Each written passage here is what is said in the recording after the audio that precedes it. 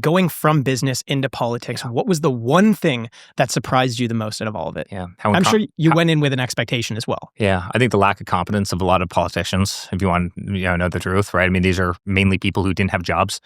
Look at Joe Biden, right? Joe Biden, had been in politics for 55 years, 56 years actually when he got out, right? I'm a 41-year-old guy. I've got gray in my beard. Think about it, right? Never signed the front of a check, never built anything.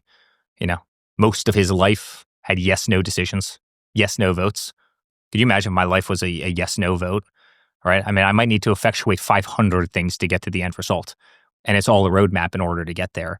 And so I think it creates very binary thinking, and oftentimes some of the politicians who are, debating and voting on the most complicated, items that we have in society know nothing about and have zero real world practical, skill I mean, look at like some of these minimum wage, proposals that are going up in New York, doubling, tripling minimum wage. Well, that's great other than the fact that they're just going to, automate every single service.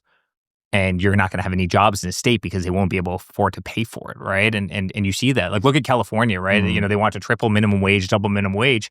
And guess what Dunkin' Donuts does? They just automate all of their processes and fire all of their employees. And I think sometimes you need to be able to have a comprehension of the other side, of a topic. And so oftentimes these politicians, because they've never run a business and they've never signed a check and they've never had to make payroll and they've never lived through a recession or a depression, they have no idea what the hell they're doing. But now, in fairness, though, isn't that advancing something that we're going in that direction anyway? So let's say they do raise the minimum wage and now it's $40 an hour. I feel like we're heading in that direction anyway. The jobs are going to be taken over by AI, so they're just speeding the process up.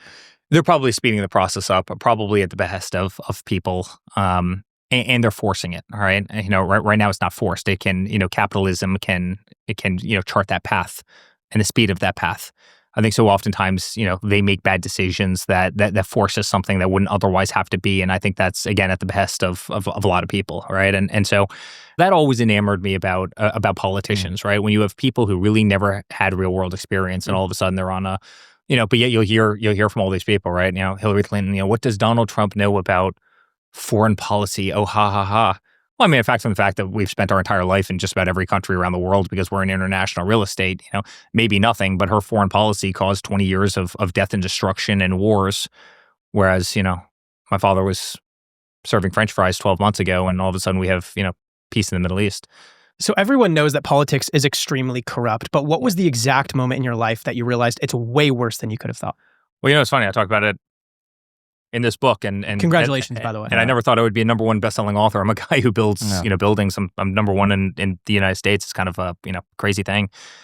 I'll never forget. I got a call from the FBI, and they said we need to see you at FBI headquarters in downtown New York. There's a threat against your company, and so naturally I rushed down there, and no one knew I was going. They specifically asked that, like, please, no one knows you're coming. And I drive into parking garage. The only people who knew I was there was Secret Service, the guy driving me down.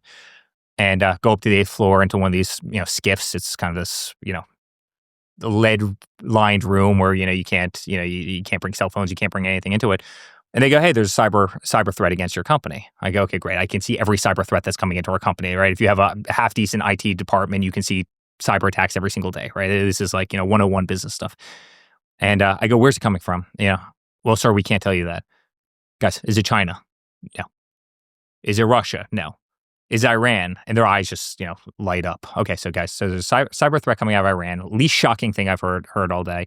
But you can't tell anybody that this is happening. This is absolutely secret. You can't tell anybody. And I go, okay, I won't tell anybody. Thanks a lot. Like, this whole thing's felt like it's a waste of time. You could have just told me, hey, there's, cyber threats. Just be really careful with your servers and everything else. But they swear me to secrecy. I go down to the parking garage. I get in a car and no one, guys, knew I was there. My assistant didn't know I was there. No one, the company knew I was there. I was driving up the ramp in the FBI building in New York, and I got a call from the head of ABC News, a friend of mine. Eric, I hear you're down at FBI headquarters. And I go, John, what are you talking about? He goes, I hear you're at FBI. I'm like, I'm not at FBI headquarters. He goes, yes, you are. I know you're in the building right now. I go, John, I'm not at FBI headquarters. He's like, Eric, listen, we've known each other for a long time. Don't lie to me. I go, how would you know something like that? And he goes, because their press office out of Washington, D.C. just called to tell me that you just left their skiff and they were briefing you on a cyber threat from Iran. And I go, you got to be freaking kidding me. Beyond. The Secret Service agent in the front of the car, who was with me for 3 years, I had him on speakerphone at that point, was clenching his fists like he wanted to fight. I just couldn't believe that was the status of the government, that they would do something like that. And then we get into Under Siege, right? That was kind of my first, where they impeached my father twice, right? They make up dirty dossiers. The dirty dossiers were talking about golden showers. They were talking about things. All they wanted to do was have my father, divorced, lose his family, embarrassed, all paid for by Hillary Clinton, right? They made up the Russia hoax. So we had secret servers in the basement of Trump Tower communicating with the Kremlin. Give me a break. We don't have servers in the base. You know why you don't put servers in basements? Because basements flood, right? Let's just start at the basics. I became the most subpoenaed person in American history, 112 subpoenas for doing nothing wrong. I've never gotten so much as a traffic ticket, right? 91 indictments toward my father, debanked by every major financial institution in the country. They came after us like we were dogs. They raided Mar-a-Lago. They raided Melania's room. They raided Barron's room. It was the government. It was the government. It was Joe Biden. It was Merrick Garland. You think Joe Biden is literally pulling the strings, saying like, "You do this, you do that"? Because I actually don't think that he was, competent enough to. Okay, fine. So Joe Biden, or the Autopen, or his underlings, or Merrick Garland, who is definitely capable enough of this. They lied when they raided Mar-a-Lago. They said it was on behalf of NARA, National Archives.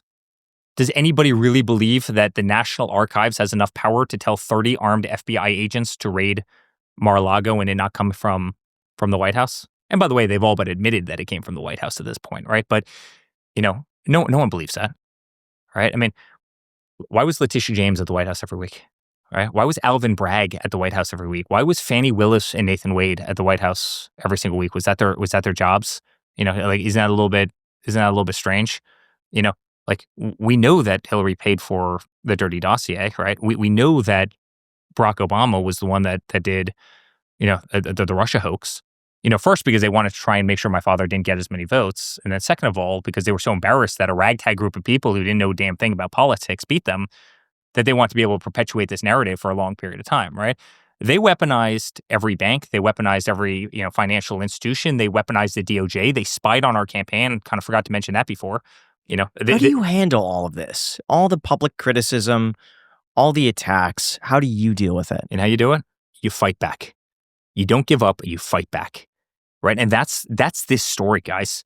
Right. They wanted to destroy us. They wanted to bankrupt us. They wanted to have our family get separated. They wanted, certainly my father, to get divorced. They wanted to see us voiceless. Hence the reason we all got stripped off Twitter, Instagram, Facebook. They turned down all of our dials.